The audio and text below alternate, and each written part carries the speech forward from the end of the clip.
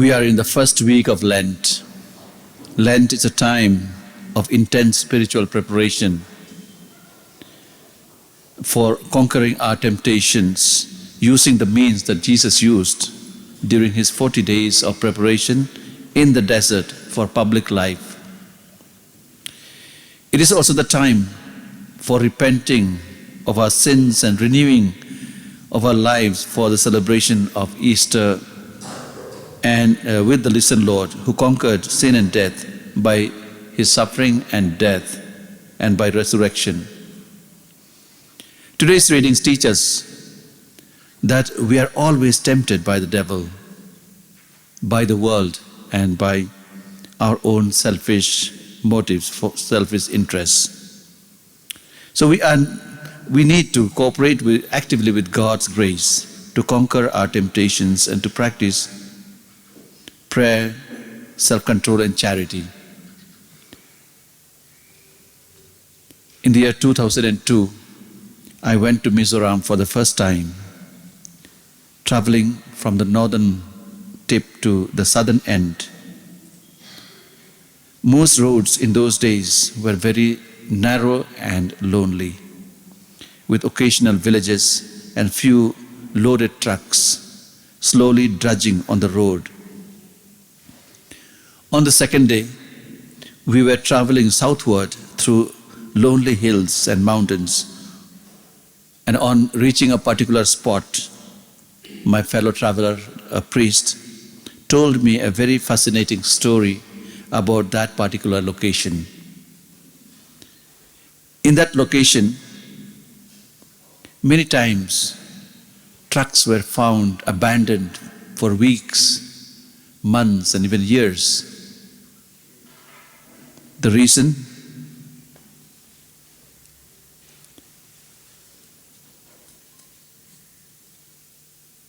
When the trucks reached that particular place, the drivers would hear a kind of fascinating music,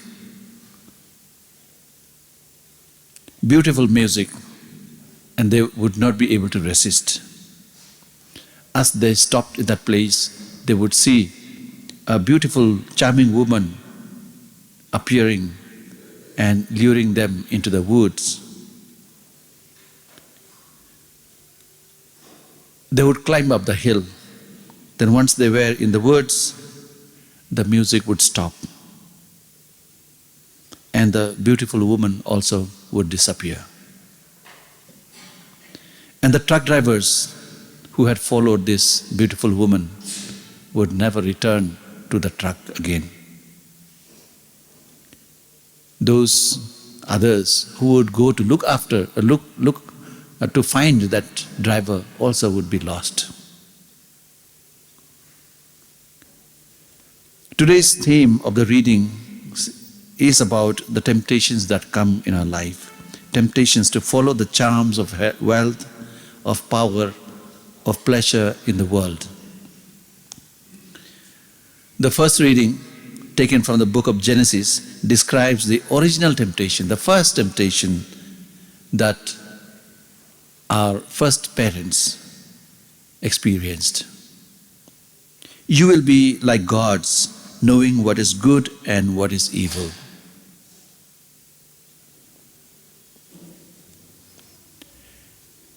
Adam and Eve were given the possibility of making a choice to live for God, dependent upon the obedience of His will, or to say no to God.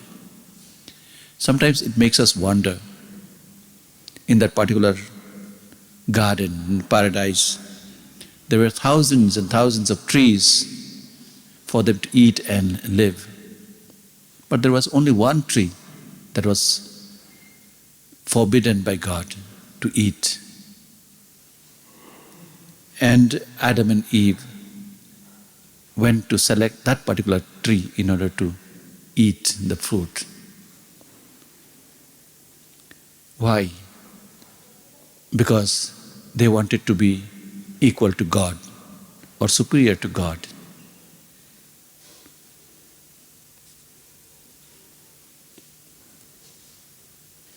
That disobedience led to so many consequences.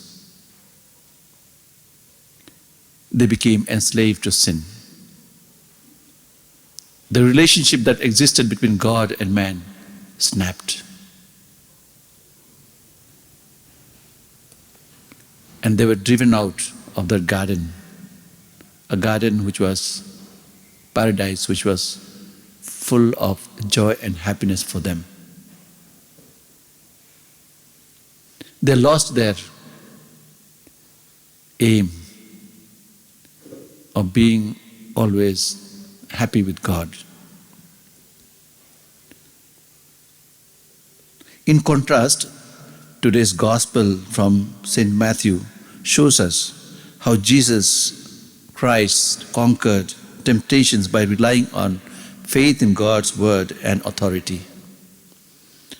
In the second reading, St. Paul describes how disobedience of Adam, who fell on Satan's original temptation, brought him and us sin, death, and broken relationship with God. By his perfect obedience to God the Father. Today's Gospel teaches us how the desert experience of fasting, praying, and soul strengthening enabled Jesus to confront the temptation successfully and then to preach the good news of salvation. The tempter urged Jesus to turn stones into loaves of bread. But Jesus rejects that temptation to mistrust his Father by satisfying his own immediate temporal needs, thus reducing his divine mission to self-satisfaction. The tempter then suggests that Jesus proved that he was really the Son of God by jumping off the parapet of the temple. Jesus rejects this as temptation to act God's superior and demand to prove his trustworthiness. Finally, Jesus rejects the temptation to idolatry. Even if worshipping Satan would enrich and empower Jesus with all the kingdoms of the world.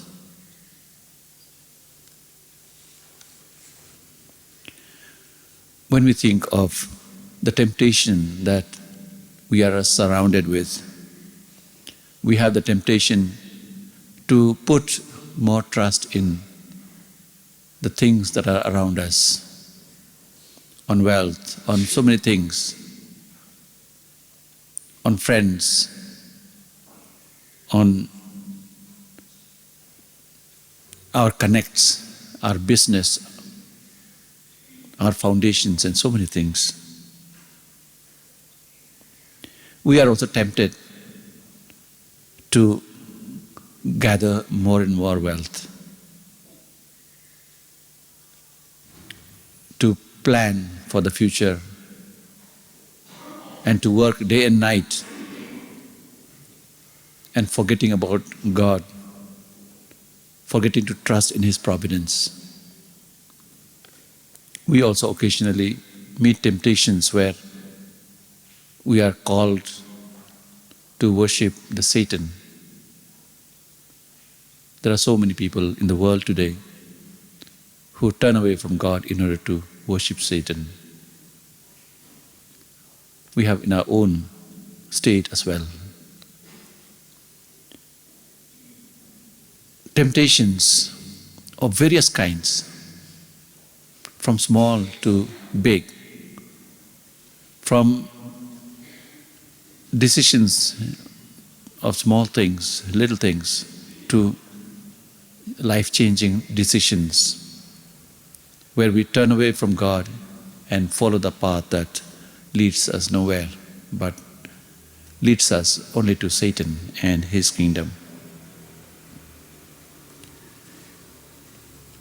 This season of Lent is not a time just to think about the temptations that come on our way and to conquer them, but it's a time more to see how we can strengthen ourselves. What are the means that Jesus himself used, and how do we strengthen ourselves in order to fight against evil. How to make proper choice in our life so that once and for all we have chosen God and we do not turn away to sin. We do not turn away to the evil one. So the messages we have from these readings are, first of all, that we have to confront and conquer temptation as Jesus did, using the means he deployed. Every one of us is tempted to seek sinful pleasures, easy wealth, position of authority, power and glory, and to use any means, even unjust means, even sinful ones, to gain these things.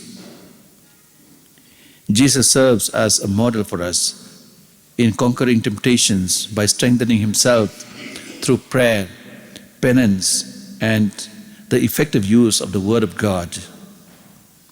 Hence, during this season of Lent, let's do these things that strengthen our life to resist the temptations of sin.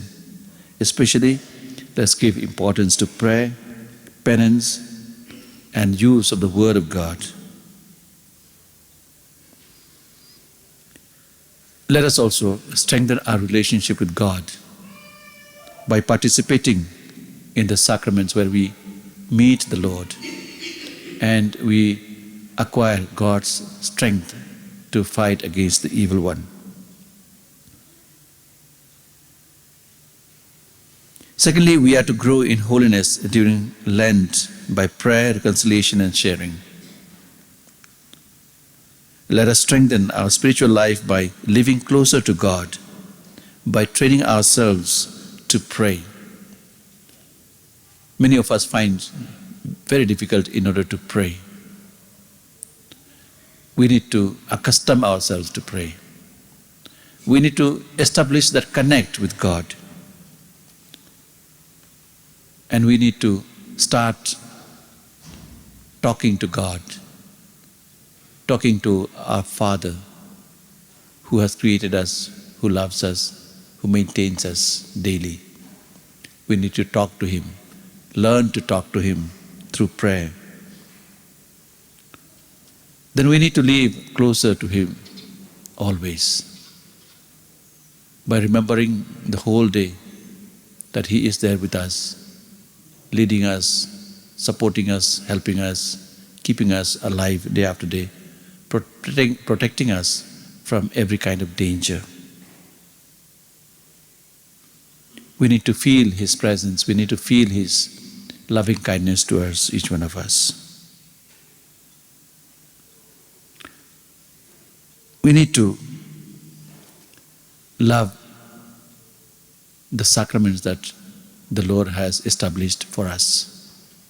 These sacraments are pathways through which we can reach to God, through which God is reaching out to us, stretching His hand, His whole life towards us. Then let us be soldiers of Christ. Let's not shy away from the duties that God has given to us. Especially by taking the Word of God, taking the sacraments, by preaching the Word, about the Word of God to people around us. Let's not shy away from them. Let's also show our courage in fighting evil in our own lives, first of all, then in society. Let us not compromise at any cost, but fight against anything that is not in line with God's principles. Then let us take part in God's work, especially by bringing the good news of love, of peace, reconciliation to our neighbors. Let us participate in all works of the church. Because the church is the visible sign of the kingdom of God. And we, all of us, as members, we are expected to participate in all the duties and responsibilities that we have. And also to make this church a wonderful model for everyone to see. So we need to participate in whatever is good, whatever is good for the world, good for the people. Let us firmly believe that we, all of us, are members of God's household. And as God's household, we have responsibilities of maintaining this household and also promoting this household to others. Let many, many more members come into this household. And let us not forget that we, all of us, are heirs of the kingdom of God, heirs of heavenly kingdom. We, all of us, are moving towards the kingdom of God, and one day we will all reach. We need to prepare ourselves. As Christians, members of the church, our hearts and minds should be in heaven, while our feet and hands on this earth. Let us keep these thoughts in our minds as we enter into the depth of the life, Christian life, in this time of Lent. Amen.